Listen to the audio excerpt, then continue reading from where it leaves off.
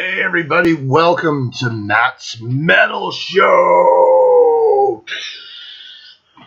Alright, gonna talk about a couple things today. Why not? My last show I did, I kind of bashed this guy, what's his name? I'm not even gonna mention his name. Anyways, it was funny, watch it. Today we're gonna be talking about, well, first of all, I'm gonna talk about KK's Priest. I just got the album yesterday. I don't know when it came out. Not really sure. Like I said before on my show, wasn't like sitting around waiting for KK's Priest to come out. It's called, what's it called? Sermons of the Sinner. I think it came out just recently. I saw it yesterday, so I was like, $9. It's $9, dude. It's less than a pack of cigarettes, right? So I downloaded it yesterday and I listened to it this morning, gave it a full listen, did a review on it. Yeah, KK's Priest. So here's a little background on it. So KK Downing, we all know KK Downing, was in Judas Priest since early. Not an original member. None of the guys of the classic lineup of Judas Priest, Rob Halford, Glenn Tipton, KK Downing, Ian Hill, none of those guys are actual original members of Judas Priest. They're not. But KK, I believe, was there the longest. He was there when they had Al Atkins and then when Rob came into the band. And then Glenn and Ian was there. I wonder if Ian was there as long as KK.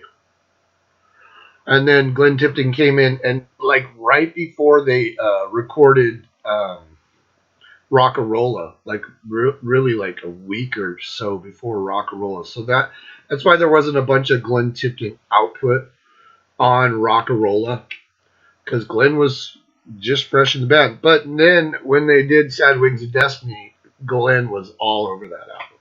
So you got KK Downing, the second guitar player in Judas Priest. I guess there's people out there that would think he was the first guitar player. I don't really see it that way. When I think of Judas Priest, I think of both KK and Glenn. So not really taking away anything from KK. But later on in years, I kind of thought a little bit more of Glenn than KK. So KK was in the band for a lot of years until they did Nostradamus. And then after Nostradamus, KK retired. He just retired from Judas Priest. He didn't quit. He didn't get fired. He just retired.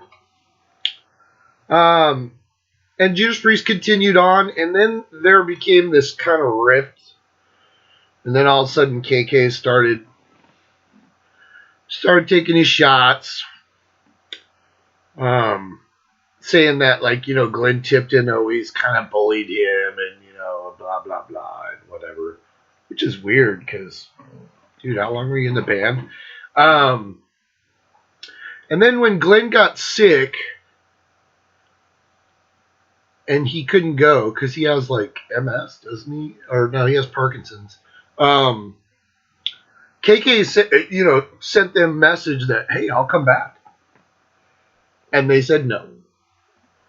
And so we need to understand, like, where did that bitterness come from? Because obviously there's something there.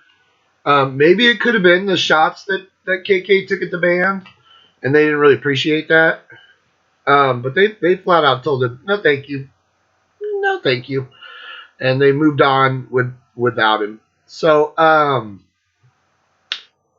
KK comes out with this band called KK's Priest, and it has ex-Judas Priest replacement for Rob Halford, Tim Ripper Owens on vocals. It was supposed to have Les Binks, you know, one of the many drummers of Judas Priest, but less. I don't know, something like a health issue came up and he couldn't do it, so they ended up getting Sean Eig to play drums on the album. Of course, you have KK playing guitar, and you have AJ Mills playing the other guitar, and then you have Tony Newton is the bass player. These guys are all from bands that I've never fucking heard of, so Cage and whatever. Um, so yeah, I remember watching the first video came out a couple months ago, and it's got a bunch of fire, and it was called what's it called? Hellfire Thunderbolt. That's what it was called. It was a cool song. I watched the video. It kind of transported me back to the 80s, except there's a bunch of old dudes in the video. Because, let's be honest, KK's in his 70s. So, and I remember watching it, I was like, it's not a bad song. It's just wasn't like, it's not Judas Priest, So, anyways, I don't know why KK decided that he wanted to call his band KK's Priests. Like, obviously, that's another shot at the band where they're like, where KK believes he was an integral member of Judas Priest, which he was, maybe. I don't know. Because the thing is if you look at the writing credits up to Hellbent for Leather in 78, or Killing Machine, all the writing credits were pretty much outlined, like who wrote what. And then all of a sudden, for 1980s British Steel, it just became Halford, Downing, and Tipton. Everything's written by Halford, Downing, and Tipton. You have to ask yourself why. Like, it's kind of odd. It seems like that was like a band decision. Because typically those were the three guys. Obviously, they had the revolving door of drummers, so like they didn't really add to the songwriting credits. And then you have Ian Hill, who I don't think Ian Hill writes much. So you have those three guys in. So I don't know if they struck a bargain and that was decided to do their publishing rights that way. Because you could tell, like, up to that point, everything was clear on who wrote what. And then all of a sudden, after that, so if you look at the writing credits from 1980 on until KK left after Nostradamus, all songs were written by Rob Halford, Glenn Tipton, and KK Downing. Some bands did that back in the past. It was easier to keep the band alive because a lot of times bands break up because of shit like that. There's been a billion bands out there that broke up because of the publishing rights and what kind of money they were getting.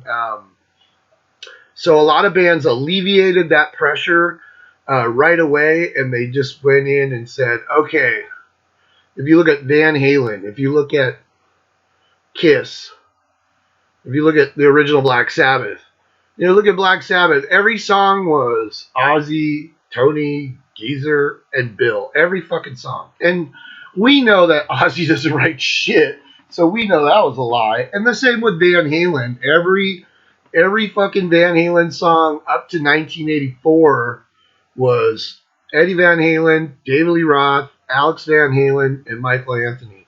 And we know Michael Anthony didn't write shit. And we know Alex Van Halen didn't write shit. Well, we know it was Dave and Eddie.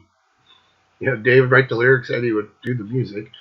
But a lot of bands did that way to like kind of keep the band together. Because that's the one thing that will split up a band like immediately is when one person's getting all the money and everybody else is not. If you look at Metallica, it's like Ulrich and Hetfield. They get the bulk of the money. I was reading a story the other day, and this is kind of off topic, but it's kind of in the topic. There was an interview with Dave Mustaine. Now, Metallica's always trying to put stuff out. They're always trying to remaster stuff. They're always trying to get stuff out to their fans because they know their fans are nuts and they want all the little tidbits and stuff. So there was talk of them like kind of sprucing up and remastering the No Life Till Leather demo.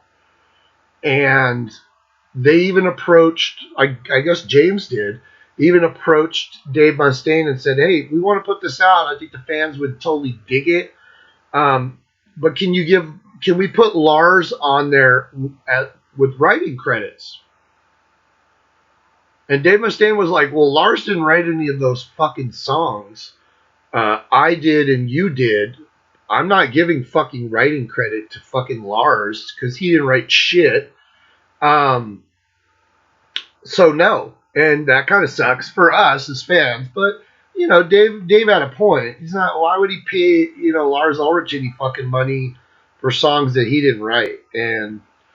But that happened a lot, you know, because, you know, I know that Michael Anthony restructured his contract with Van Halen and started getting lesser money because a lot of those albums, Eddie Van Halen played bass on the songs, you know? So how much of a contributor was he? There's a point where you're keeping the band together, but the other point is like, well, if I'm doing all the work, you know, I watched an interview with Paul Stanley, and I bash Kiss a lot, but Paul was saying, like, in the 80s, you know, Gene Simmons was like an absent partner. And those guys, you know, Ace Frehley was getting money from Kiss long after he fucking left the band because that was the contract. They all got a quarter share of fucking Kiss. You know, Peter Criss was getting paid, I'm sure, until his contract ran out. And then the same with Ace Frehley. Dude, he was getting paid for albums he wasn't even fucking on, obviously. You know, I mean, even though he was on the cover of, you know, Creatures in the Night, he didn't even play a fucking lick on that album, but he still got money for it. So that's where you got to kind of ask yourself is up to Killing Machine or Hellbent for Leather if you're in America. The songs, it would say Rob Halford, Glenn Tipton, or it would say Rob, KK, Glenn, or it would say. But if you look at those song listings, KK didn't have a shitload of input. I think he had writing credit on like 4 songs. And most of them were just Halford and fucking Glenn Tipton. So you have to ask yourself, like, how much of an integral part was KK really? Or was it just a way to say, oh, these are the productive members of the band, so they're going to get more money than Ian Hill or the fucking whoever the drummer's going to be. So anyways, KK comes out with this fucking band called KK's Priest. And it's a total shot at Judas Priest because he's basically saying like, well, this is my version of fucking Priest because I'm Judas Priest. Well, you're not. KK is not. I'm sorry. Rob Halford is Judas Priest. Glenn Tipton's Judas Priest. KK's part of Judas Priest, but they've had how many albums since he left, and they didn't skip a beat. In fact, some of the albums without KK with like Richie Faulkner who just had fucking heart surgery. I saw a post where Kirk Hammett played with them. I guess he played like Green Man Alicia because he has Peter Green's fucking Les Paul, Gary Moore's Les Paul. I know everybody goes Peter Green, but dude, Gary Moore, fuck Peter Green, I mean, I guess if you go back, I don't really go back and look at the Peter Green fucking Fleetwood Mac with reverence like everybody else does. But Gary Moore, that I know he bought Greenie, this Les Paul, and he paid like some crazy fucking amount of money, like $2 million or some shit. And he's always showing you, oh, it's Greenie, And he played Green Man Alicia with them. But then it was bizarre because, like, the next day, Rob Halford posts, fuck, Richie Faulkner's in the hospital. And then a little later, he posts, like, oh, he fucking had heart surgery, so he's recovering well. Well, I like watching Richie. He's always on, like, doing, well, not right now, but he was always doing, like, Instagram Live where he would just sit there and in his studio with all his fucking flying V's and play. You know, cool guy. He's a good guitar player too. I always thought he was a little better than KK too. I mean, what did KK ever do that just totally blew your fucking mind? I mean, he's a good rhythm player, but you know, Judas Priest songs were never like these technical masterpieces. They were hooky and fucking awesome, but they weren't like you didn't. Judas Priest was like a whole. You never like just looked at even stuff Glenn did. You know, you never looked at, oh my god, he's such an amazing guitar player. You're like, oh dude, he's a fucking great guitar player because these fucking songs are so catchy. So KK comes out with KK's Priest, which is still insult. It's like, fuck you, man. This is my version of fucking Priest because I was a priest. And it was like, okay, dude, are you a fucking child? So I remember when I heard that, and I thought that was dumb. It's like, KK, dude, cut the fucking cord, man. They don't want you back. I know you're pissed about it, but move on, dude, and do something that's your own. So here's the album. Like I said, it's called KK's Priest, Sermons of the Sinner. Now, I listened to it this morning, and I did a review on it. It's a good album, man. Don't get me wrong. I'm not bashing this album because, dude, if you put it on, there's not a bad song on it. It's just... Well, let's go over the fucking song listing. The opening is Incarnation, which is this 59-second little moody, weird, chanting priesty, you know, trying to set the mood for how evil this album is, I guess. I don't know. I got the vibe as I was listening to some of these songs. It was like, well, was KK the evil part of fucking Judas Priest? There's a lot of stuff about the devil and all this shit. And it's like, KK and Satan? I don't know.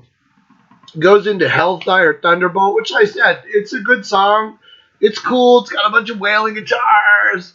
And like the video had a bunch of fire, and Tim Ripper Owens, you know, he's wailing away. But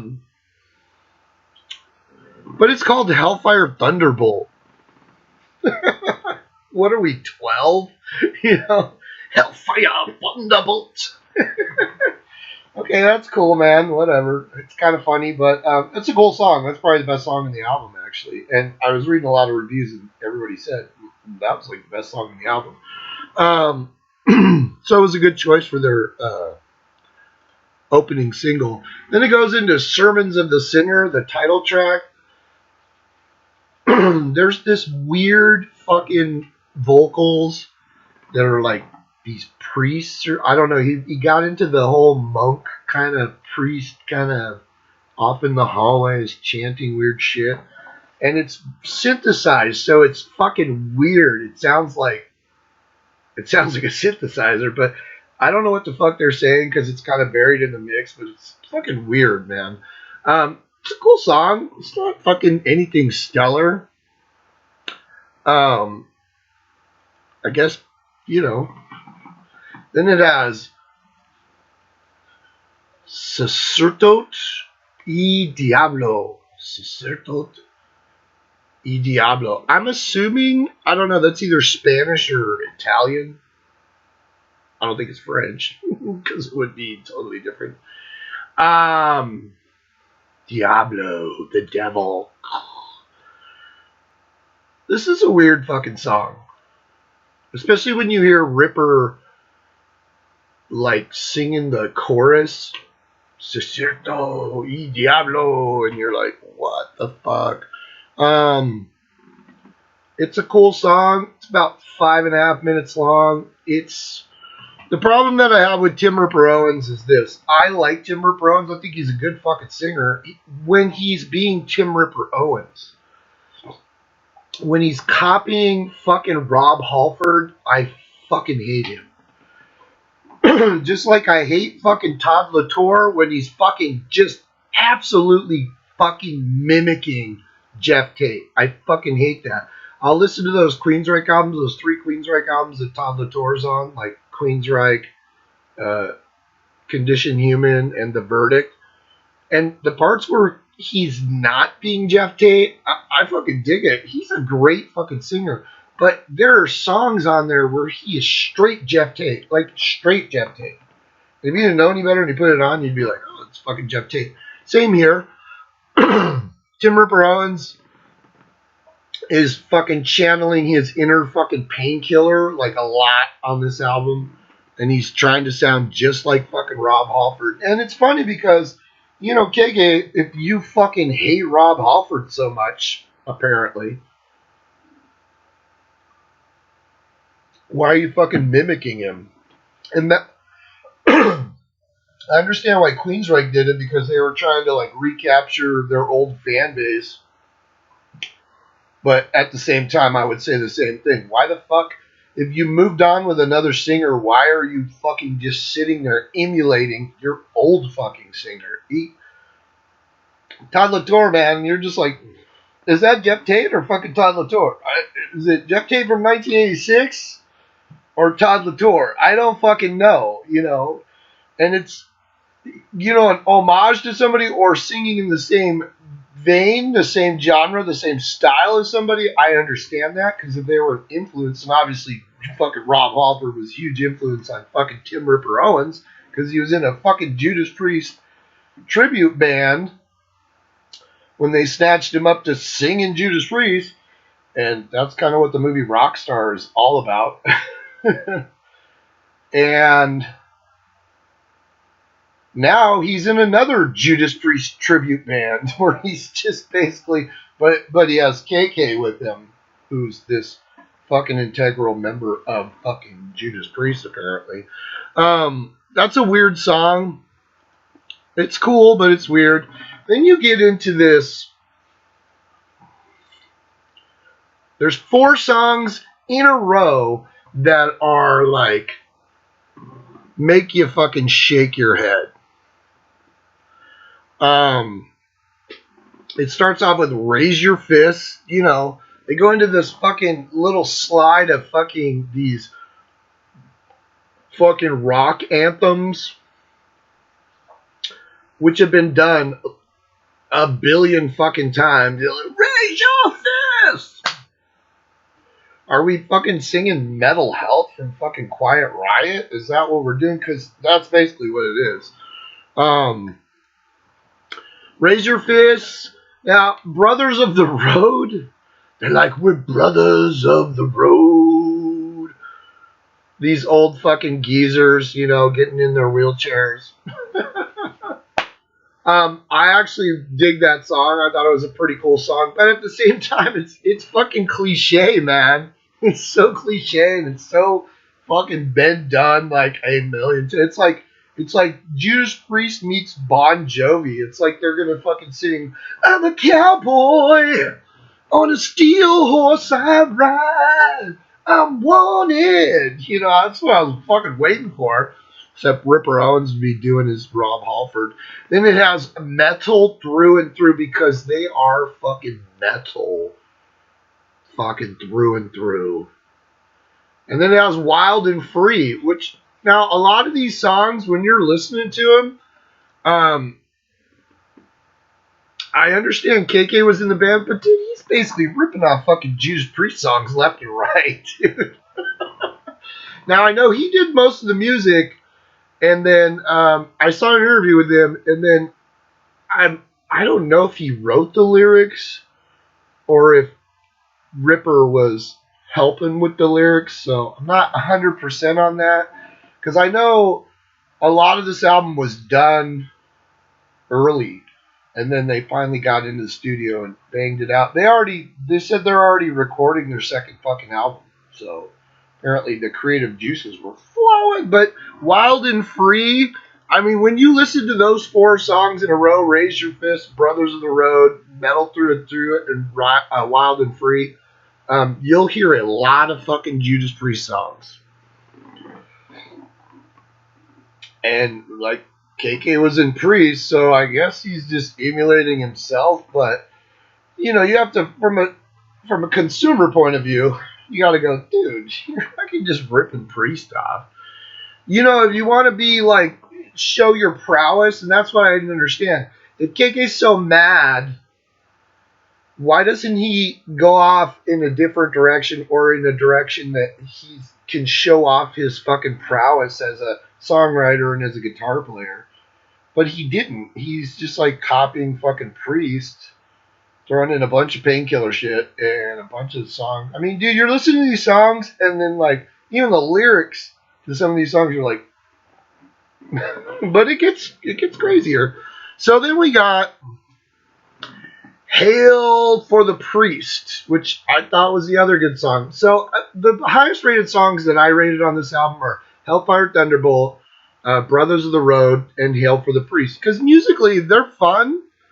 Now, the thing is when you listen to the solos, and I don't know if it's all KK or if it's KK and AJ Mills, I don't really fucking know. Because there's not a lot of information yet on this album because it just dropped.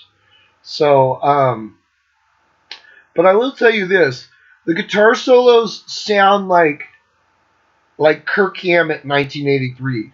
Okay, and if you ever want to like hear erratic, just I'm trying to play fast, but it doesn't really matter what I'm playing. Go listen to Kirk Hammett 1983. Listen to like the stuff he was doing on like Am I Evil and some reason. Like, he was just like playing. There's no rhyme or reason to the fucking solos. They're not memorable because they all fucking sound the same. And it's really just like trying to play as fast as you fucking can. You don't sound like Yngwie because Yngwie has precision. Even though he plays the same fucking riff like a fucking million times over. But it's just like, and you're just like, wow. Not like, I mean, you could look at a guitar solo. A guitar solo should be a statement. It should be something that like sticks with you. Dude, like when I'm listening to like Blizzard of Oz, every fucking guitar solo that Randy did, I can remember it like fucking note for note, just like because it's fucking memorable. You just like, fuck. The fucking solo to Crazy Train. Like when it comes in, you're just like, oh, the fucking guitar solo for fucking Stairway to Heaven. You fucking just remember that. There's certain fucking, even like Alex Lifeson, who wasn't trying to be a shredder. You listen to the like guitar solo for like fucking Tom Sawyer, where he's like wow wow wow, like it's melodic. There's something to it. It's memorable. It sticks in your mind. These solos on this album, it's just like, oh, let me try and play as fast as I can real quick. It sounds all erratic and fucking like, wow. Like, I'm just trying to show that I'm still a fucking shredder. And it's like, you were never a shredder, KK, so why are you fucking doing that? The solos in Judas Priest are fucking memorable, but these solos, it's almost like he's trying to be like, dig me. Look at me. Look how awesome I am. And you're not, and it doesn't sound awesome. So if you actually would have like taken the time and said, hey, I'm going to make a fucking nice, melodic, fucking memorable solo. Nope. So, like I said, I don't know where KK ends and AJ Mills fucking starts, but it's hard to tell. But Hail for the Priest, it's a cool song, but it's cheesy as fuck. Every fucking song on this album is cheesy as fuck. It's all been done. A lot of times, in my review, I said, Ripper Owens sounds like a bad Yngwie singer from like 1980 to 1990 something. And then I remembered, oh, Tim Ripper Owens is a bad Yngwie singer, because he was on like a couple of Yngwie albums. Those kind of singers I don't like, and Yngwie always had those singers where he had Joe Lynn Turner, he had Joe Scott Soto, he had Mark Bowles, but then he got like some singers they all just sounded the same, like trying to wail as fucking loud as they can, like and that stuff just totally fucking detracted from me. That's why, like, probably after Mark Bowles left, I was kind of like, I don't really like Yngwie. I wasn't into the Joe Lynn Turner stuff because Joe was too smooth. Joe was rainbow for me. I was like, oh. But a lot of people like that album because that's like Yngwie's best-selling album, fucking Odyssey. Here, like Ripper Owens, dude, he goes through his fucking Rob Halford shtick like a million times, and then when he does it, like on this song where he slows it down really low, he sounds fucking hilarious, dude. And Tim's a great singer, so it's like, dude, I wish somebody would just pull him aside and be like, dude, just be you and just fucking sing and stop being trying to be Rob Halford. Stop trying to show off, I guess. You have a good voice. Don't fuck it up, you know? But yeah, it's a cool song. It's one of my higher rated songs on the album. And then at 8 minutes and 59 seconds, almost 9 minutes, you get Return of the Sentinel. Well, that's a ballsy move, eh? So, we're going to go back to 1983 or 84. Was it 83 or 84? I think it was 83. We're going to go back to 1983 to fucking Defenders of the Faith, and we're going to grab the Sentinel off of that, which is a fucking stellar song, and we're going to do part 2 to that. I put in my review, so what you're saying is that if you were in a band at one point, you can just form another band and then do part 2 to their songs? Like, what? That doesn't make sense to me. So you're just telling me, fuck it. You know, I'm in a Judas Priest tribute band, so I'll just like start doing part 2 to fucking Hell Bent for Leather, you know. Even though, like, I didn't write Hellbent for Leather, I'm gonna fucking do part 2 because I was in fucking Priest, so I can do whatever the fuck I want.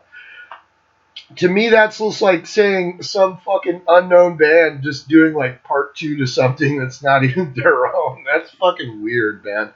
Like I said, I know there's a little connection there with KK, but at the same time, really you're doing part 2 to fucking songs that you're not even in that band? And that's what KK needs to understand is, one, stop trying to be Judas Priest because you're not. And two, cut the cord, man. Let it go. The only way you could get back at these guys is to do something completely different and make it successful, not just fucking rip off Priest and say, oh, this is my version. Yeah, we're going to rock it out. I'm going to show you that I'm better than Firepower. This album's not better than Firepower. It's really not. I mean, that's the last thing Judas Priest did. They're working on an album right now, but I'm sure it's been slowed down because of, Richie getting fucking heart surgery. But listen to fucking Firepower and listen to this. Firepower! You know why? Because that's fucking Rob Halford did it. You can emulate Rob Halford, but you're not Rob Halford. And I think Ripper Owens fucking lived through that, right? Because those two piece of shit fucking Judas Priest albums that he was on, Demolition and Jugulator, wow, they were successful, right? They were not. Because people want to hear fucking Rob Halford. Rob Halford is more Judas Priest than anybody in that fucking band. Because Rob's fucking Rob, man. He's got a fucking personality that is unlike any other fucking personality. His voice is distinct. He's the one that came out with that.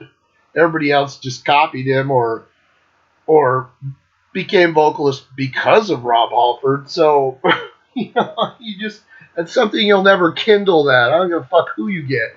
Tim Ripper Owens can sing his balls off. And that's cool, man, because he's a great fucking singer. And it wasn't his fault that Judas Priest wasn't successful while he was in the band.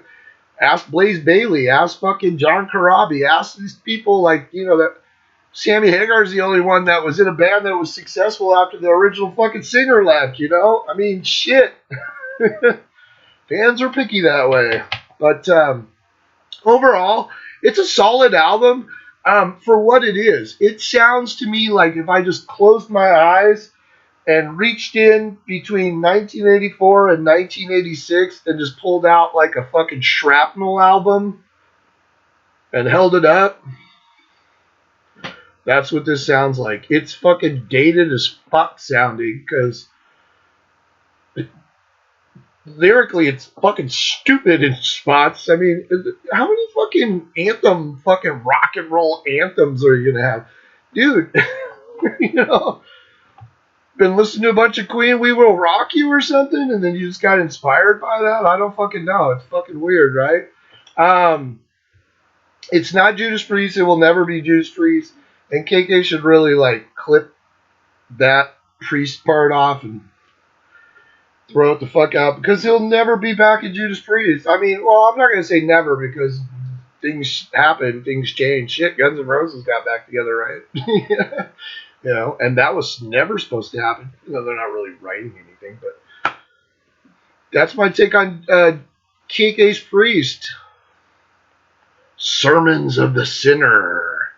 Cool album, fun to listen to. I'll probably listen to it again, but you know, it's been done like a billion fucking times. There's nothing on there that's fucking mind blowing. So. Yo! The other day I talked about Dave Lee Roth calling it quits. You know, Dave put out on Twitter that he's retiring. He's throwing in the shoe. He's not going to talk shit about anybody. He's going to do a bunch of, I think it's like 5 shows he's doing in Vegas at the end of the year from, maybe that's Dave. At the beginning of the year, next year, like New Year's on, I think his last show is like the 5th of January 2022. And Alex Van Halen's fucking on board. Alex Van Halen said, I'm going to play fucking the last 5 shows with Dave. That's fucking cool, man. Maybe they'll get Michael Anthony. Who fucking knows? That would be kind of cool, too. I know they're not trying to be like, oh, hey, you know, this is Van Halen, but at the same time, hey, the guys that are still alive, I mean, obviously we're not going to fucking have Eddie, but, you know, at least that's kind of cool. But maybe Wolfgang can go play bass with him. Who fucking knows? But that's cool. Dave Lee Roth's been terrible for a lot of years, been erratic and fucking strange, but he's still fucking Dave Lee Roth. He's still a pioneer fucking rock star from fucking the great fucking era of fucking rock and roll. And for me, the first 4 Van Halen albums are fucking untouchable, but the first 6 Van Halen albums, I mean, 1984 went 10 times platinum. It's fucking diamond. So is the first Van Halen. It's like one of the few bands that have 2 diamond fucking albums. But go out with a bang, Dave. I'm sure it's not going to be stellar, but at least, like, hey, man, tip your hat to the guy that he's fucking bowing out with a little bit of fucking dignity. And, you know, he's going to have Alex Van Halen up there, you know. So that's fucking cool. I love it. The other thing I saw, what else did I see the other day? I saw, like an interview with Ozzy, and I guess Ozzy's coming out with another fucking album now. I did not like Ordinary Man, because I don't like Andrew Watt. It had Duff McKagan and Chad Smith, you know, Chad playing drums and Duff playing bass, and that Andrew Watt was the guitar player. It had Slash on there, I think, on one song. But I don't think Andrew Watt's a good guitar player. I was watching Darcy 6-string 9 Lives the other day, and he was like, oh, I wish Zach would come back. And I posted, like, Zach's never fucking coming back. And I read an interview with Zach, and they were asking him, like, why don't you play with Ozzy anymore? And Ozzy basically told Zach, like, I'm not the lead singer of a Black Label Society. And Zach was like, I get it, man. You know, you're still the boss. You ever need me, give me a call. You know, they're cool, but, like, you know, that partnership had dissolved, you know, because Zach was doing what Zach wanted to do, you know. And Ozzy, most of his stuff is song doctored, you know. And Zach, you know, Zach didn't really want to sit around and play songs that to him were bullshit. So, but, or in an interview, I guess I guess he got like 14 songs already in the can. Andrew Watt's producing again. Jesus. And I'm sure he's playing guitar on the fucking album. Like I said, I didn't really like Ordinary Man. I thought it was just overproduced, super overproduced. There's songs on there that are so fucking grandiose and fucking. Ugh. Let me look up the track listing real quick. Fuck it. Little O Osborne. Bow bow. And of course, my computer's gonna be lame as fuck. Well, someday this will kick on. I got like 15 programs running, so it's like, no, I don't want to. Big Ordinary Man. Woo! Straight to Hell was the first opening song, and that had Slash on it. And I thought that was probably the best song on the album. Under the Graveyard was cool. I wonder if that was Slash. Give me like a thank you for the plug. I hear a lot of people love Scary Green Men. It's alright. I actually like I know people fucking lose their motherfucking mind over the Post Malone stuff that he did, but actually, take what you want. I actually like that song for what it is. I'm not like out there like, oh my god, I love it, because you know they do. It's a Raid, and Post Malone was on it, and that song's garbage. But the Take What You Want, it just has a catchy chorus, and it's perfect for Ozzy. It feels to me like when he did, what was that fucking song he did with Old Dirty Bastard? What was that called? Nowhere to Run, Vapor Trail. That was a fucking great one too, man. I loved it. So I know people. Well, Post Malone, yeah, you don't belong on a fucking Ozzy album, please. But at the same time, you know, Andrew Watt doesn't belong on a fucking Ozzy album either. I think they said Chad Smith was still involved with them. And there was another drummer. I can't remember who the other drummer was. Should have just called him Bob Daisley for fucking Christ's sake. Because who knows who wrote these fucking songs? It wasn't Ozzy. He can fucking sit there and lie to you all he wants to tell you. Because in the interview, that's what he was kind of saying. Like he wrote the songs and then the band played them, and then when he thought they were cool, he was like, yeah. And you're like, dude, no bullshit, dude. Have you seen Ozzy lately? Have you seen the pictures? I'll put one up here. He's got like a cane. He's got like steel gray hair. Now I know he has Parkinson's, so that's why they were saying he didn't dye his hair because I don't know, because it'll affect his Parkinson's or some shit. I don't fucking know. And you know, he's an old man. Let him fucking have gray hair. I don't really care that he has gray hair, but dude, this guy's feeble as fuck. But Ozzy's like, oh yeah, man. I'm just like, yeah, writing songs. Like, dude, you've never written any fucking songs. Ozzy writes melodies because he, like, you know, he does the melodies so his vocals fit into the fucking song, and he's good at that, and that's part of the songwriting. It is. It's part of songwriting, but he's not, like, writing the fucking song. Ozzy's not sitting down with a fucking guitar and fucking writing a fucking song. He's not doing that, and he's not writing the lyrics for God. We know that he doesn't do that, so it's bullshit. He's got Jeff Beck is going to be on this album. He's got all these special guests.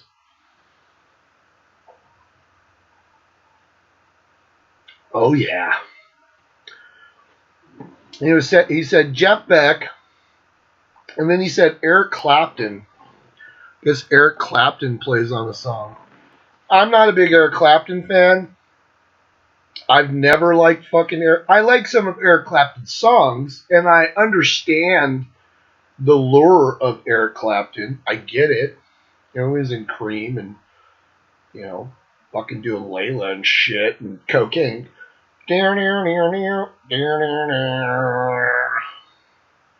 I understand the significance of Eric Clapton, but I also don't think he's a fucking. I can name 500 guitar players that are, in my opinion, better than fucking Eric Clapton. So, Jeff Beck. To me, Jeff Beck makes fucking Eric Clapton look like a fucking like kindergartner. He does. Fucking Jeff Beck didn't even play with a pick, dude. He's like playing with his fucking fingers. Listen to those fucking early Jeff Beck albums. Listen to the early Clapton albums. They're boring as shit. I know he's a blues player, but they're boring as shit. I like the solos he did on the fucking White Album on fucking While My Guitar Gently Weeps. But at the same time, fuck, Jeff Beck probably could have done better. And you listen to Wired, fucking Blow by Blow, fucking Beckola, even the fucking band he put together with Cozy Powell. Jeff Beck is a fucking amazing guitar player. Eric Clapton, I think, is an overrated piece of shit. Fuck that guy. He's a fucking douchebag. I don't like him. I met Jeff Beck, and he was cool as shit. And my little Jeff Beck story, funny story. We're at the NAMM show. And all of a sudden, we see fucking Jeff Beck. And I'm like, this is back in 89, I want to say. And the only reason I noticed Jeff Beck was that Jeff Watson from fucking Night Ranger was like following him. And Jeff Watson's like really tall, and he had this bleach-ass blonde hair. I'll put a picture up here if I can find one. I'll find one. I'll put it up here. I remember I saw Jeff Watson, and I was like, oh, it's fucking Jeff Watson. And then I was like, is that fucking Jeff Beck? So I ran over to him and met him, and he signed the back of my NAMM badge. And I was like blown away. Because it's like fucking Jeff Beck, dude. Jesus. It's like running into Jimmy Page, dude. It's like running into Keith from the fucking Stones, you know. That shit just don't happen, you know. And the funny story, that it goes even further. A little later on, we were over at the Kramer booth, back when Kramer Guitars was actually a thing. Kramer now is like this little 3-guitar section in one of the fucking Gibson rooms, because I think they bought them. You know, Kramer went out of business. They did a lot of business when, you know, like Eddie Van Halen was playing Kramer's. And then after that, like, you know, they just kind of fell off and kind of disappeared and got bought out or something. So, but back in the day, the Kramer booth used to be huge. And, you know, Eddie played them, and, you know, there was a lot of people. Mick Mars. So Mick Mars played Kramer. So I remember we were over in the Kramer booth, and we saw Mick with his girlfriend, who was one of the backup singers. Actually, I think he fucking married her, and then she took all his fucking money. One of the backup chicks for Motley Crue. And you can watch the videos, like Girls, Girls, Girls era. One of the Blondie girls, Mick was banging her, and then he fucking married her, and then she took all his money. Mick was good at that. I think he did that about 3 times. Pissed all his money away because his ex-wife took it all. It's called a prenup, Mick. And it was funny because when you watch the videos, like Girls, Girls, Girls, where they're up there, the 2 chicks, one of them was his girlfriend, and they looked super cute in the video. Dude, I was up close. I'll put a picture up here. She was not awesome.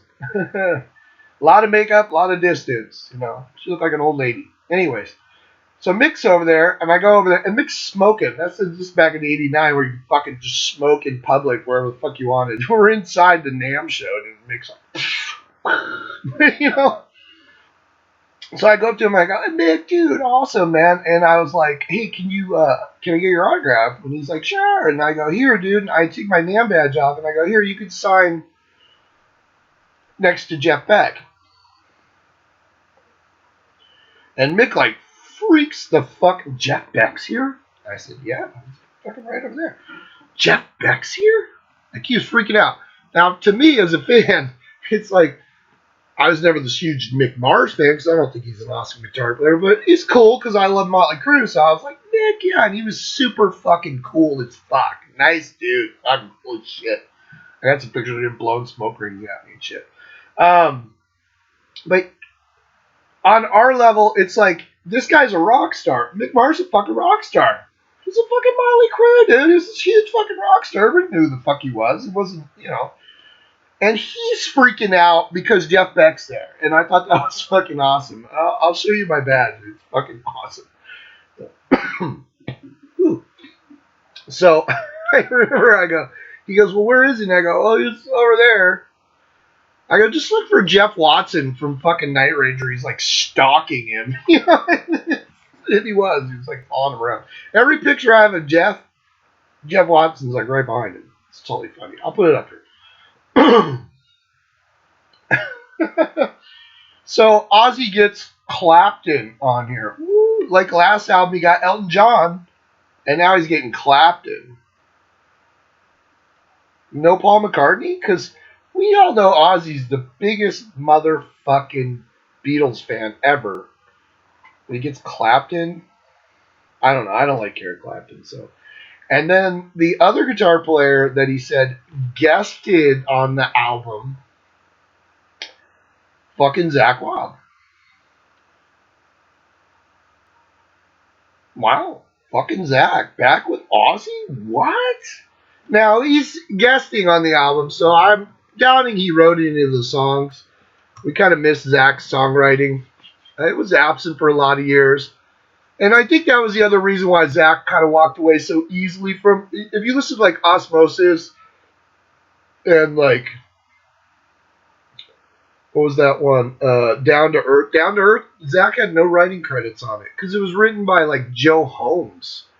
You know, so, like, there was a lot of years where Zakk was... Because Zakk was doing other shit. Zakk was doing his fucking Black Label Society shit. That was Zakk's band. And, you know, as a guitar player, dude, when you're the guy that's running the band, and then you got to go back to the boss, fucking Ozzy, especially Ozzy, you know, because most of the time he's fucking clueless. So it's basically Sharon. When you go back to Sharon, you know, you got to be one of the fucking hired help. And, you know, so the lore, even though obviously Black Label Society's never going to be as big as Ozzy, it's still genius. Very ponderous, though. It's like the new version of Black Sabbath. You know, it's like so heavy. I have all their shit. I love it. I love fucking putting it on. But I can only do it in increments because it's heavy. You know, I love listening to Zakk's, like, Book of Souls. Is it Book of Souls? Yeah, I think so. I like listening to his acoustic and shit albums. And then there's that other album he did, Pride and Glory, right? Yeah. That album is fucking genius. So I guess Zakk's going to be on this album. Along with Chad Smith and some other fucking drummer. Who was the other fucking drummer? Can't remember. Book of Shadows. It's called Book of Shadows. Book of Shadows 1 and 2 is fucking great. And then fucking Pride and Glory. I have the 2-disc version of Pride and Glory. Go get that. If you haven't heard fucking Zakk's Pride and Glory, go get Book of Shadows and Book of Shadows 2. They're fucking great too. But Pride and Glory came out in 1994. It's got that cover with the goats and the fucking dilapidated house about to fall over. There's songs on now. The second disc is all covers. Where he does the fucking Wizard from Sabbath is fucking genius. He does In My Time of Dying from fucking Zeppelin. And his version of Come Together from the fucking Beatles is fucking genius. Like, listen to it. It's fucking great. Now, I can remember back way in the early 90s when Zakk would, you know, be around Hollywood doing his fucking Leonard Skinhead fucking stuff. Playing in, like, you know, playing at the fucking Teaser or playing at fucking, what was that place where everybody played? At the Country Club in Reseda. And he would just play these. He's such a great musician. He's such a great fucking just singer, fucking guitar player. Get fucking Pride and Glory. It'll blow you away. There's fucking Losing Your Mind is fucking amazing. Horse Called War is fucking amazing. Shine On. Oh, fuck. This album. Oh, get it. Anyways, so Zakk's going to be playing on the new Ozzy album, apparently. I'll get it, because it's Ozzy. I don't love Ozzy as much as I loved Ozzy when I was fucking 13 years old, but um, yeah, I'll get it. I got fucking Ordinary Man, and it was less than ordinary. It was actually under ordinary because there's not a lot of fucking great stuff on that album, and a lot of it I would say has to do, like I said, with Andrew Watt. I don't like Andrew Watt. I don't think he's a good guitar player. And some of the production on that album was just so fucking Holy for Tonight. Go put on Holy for Tonight. You'll just be like, what the fuck is this? It's just so fucking over the top, overproduced, all this fucking noise in the background. It's so ridiculous. And you're like, yeah, Ordinary Man, even the song with Elton John, I thought I would like it, but I was like, it's alright. Under the Graveyard, cool song. Facing Hell, or what's it called? Straight to Hell, and Under the Graveyard. Only two songs I actually rated like above average. Everything else was crap. So yeah, we'll see what happens. But at least it sounds like maybe is this. I thought Ordinary Man was the curtain call for Ozzy. It felt like a curtain call, but maybe this is the curtain call if Zach's coming back. Who knows? But not fuck Eric Clapton. Don't like him. Jeff Beck, yeah, fucking Jeff Beck. Wow, I love Jeff Beck. So, boom. Oh yeah. The other thing I discovered yesterday, as I was downloading KK's Priest, and I know he's not metal, but I don't give a fuck. I came across this fucking Billy Idol EP that just came out, and it's called The Roadside EP. Billy Idol. It's got Steve Stevens on it. It's only 4 songs, but it's fucking genius, man. I love Billy Idol. I've always loved Billy Idol. I can always put on one of his albums and find some cool shit. I know he's got all the hits. I'm not always totally into the hits. Some of his other songs are fucking Plastic Jesus is a fucking great song. I can remember listening to his last album. What was it? Kings and Queens of the Underground. Let's look it up real quick here. Mr. Billy Idol. I know he just did a song with Miley Cyrus. On her, last year on her album. I haven't heard that. I'll look it up. Miley Cyrus likes metal, so, everybody hates Miley Cyrus. They remember the Hannah Montana bullshit, and then they remember, when she lost her motherfucking mind and started doing a bunch of drugs and acting like a fucking psychopath and, banging herself on stage in front of little kids and shit and that kind of shit where you're like, what the fuck is wrong with this chick? She's worth almost $1 billion fucking dollars or some shit like that. Hey, I'm 20-something years old. I got a fuck ton of money. I could pretty much do whatever the motherfuck I want, really. So, some people handle that well and some people don't. Look at the fucking Olsen twins, those reclusive little fucking Gollum fucking chicks. They're just I'm gonna go to NYU and be a fucking brain surgeon. Because I'm worth $500 million. Cool. Right to power. Do what you want, right? And I've seen on YouTube, and you can look it up, where she comes out and sings that Rebel Yell with fucking Billy Idol. And it's cool as shit, because Miley, Gaga, dude, she has a good voice, man. And she likes some rocky shit, and sometimes she gets pissed on for it. What was that? Kings and Queens of the Underground. A couple years ago, 2014, so it was 7 years ago already. That one was alright. It had Bitter Pill on it. It had Kings and Queens of the Underground. Postcards from the Past. This one, though, The Roadside. First, you could definitely tell that Steve Stevens is on this fucking album because some of this guitar work and shit, you're like, that's fucking Steve Stevens. It opens up with a song called Rita Hayworth. It's fucking great, man. It's a fucking really good song.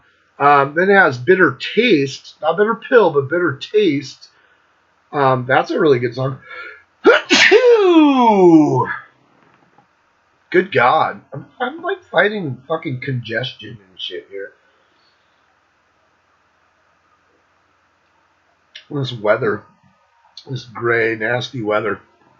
I love it. I fucking love it. Makes me want to. Bitter Taste. It's a fucking great song. And then it says, "You don't have to kiss me like that." And that's a fun, almost like kind of back in the day, Billy Idol. Kind of fun, kind of rocky, kind of funny. Um, and then he ends it with "Baby, put your clothes back on," which is like a trip because he's like, "Hey, I just want to have a date and make this okay. Put your clothes back on." That's kind of a trip to hear from Billy Idol. But Rita Hayworth, the opening track, when you listen to it, you're like, and I kind of looked it up, and he actually wrote the song because his daughter just had his first grandchild, which is a girl. So his granddaughter was born, and he wanted to write a song about kind of like how women are the future after all this Me Too and all this shit where, a lot of years back in the past, especially, in Hollywood and shit, where women were fucking abused and to a point where I'm not going to get political or anything, but it was disgusting. We all know about the casting couch and shit. And I knew about that as a kid, and we all joked around about it, but that shit was going on, and it was fucking wrong. But it just was part of Hollywood. It was like, oh, you want to be in this movie? You got to fuck me. Fucking, what's that douchebag's name? Is he dead now? I don't know. He's all fucked up. That fucker. Why can't I remember his fucking name? Disgusting producer, piece of shit. Doing that shit for you. All these actresses that came out like, oh yeah, he would fucking, come over and be like, oh, you gotta suck my dick or whatever, All that shit went on, and this is kind of like Billy's commentary of like, what now, And it's kind of cool because it's kind of interesting. It's Billy Idol, not necessarily the best track record with drugs and alcohol and being a bad boy over the decades. I think Bitter Taste was the song. God, my voice is just blowing out today. Bitter Taste is a song I think he wrote about his motorcycle accident he had back in the early 90s where he almost lost his fucking leg. A friend of mine, Nita, they used to say Billy used to come in and get his shoe shined and then he would get like his hair done and stuff. And he was like cool, you see him around Hollywood and stuff. And then he got in that motorcycle accident and he was supposed to be in this huge part or bigger part of the, and he couldn't because he was fucked up. So he's only in this one little scene. But Oliver Stone, when he was doing the movie, Billy Idol had a bigger part. But dude, he ate shit on a motorcycle, almost got his fucking leg amputated, and he fucked up his arm and shit. And I think I think Bitter Taste is that song where he actually talks about it for the first time. I read an interview with him where he said that was the first time where he actually kind of came to grips with that motorcycle accident that he had because it was harrowing. Fuck. So the Roadside EP, you just don't know it. He's actually kind of punk too. He's kind of punk. He's kind of metal. He's kind of fucking rock and roll. I fucking love Billy Idol. So go out and get that. It's fucking cool. It's actually better than KK's Pre. Burn, KK, burn. That's about all I got. I'm trying to think. I think that's about all I got. We'll talk again soon. Everybody stay metal! Yeah!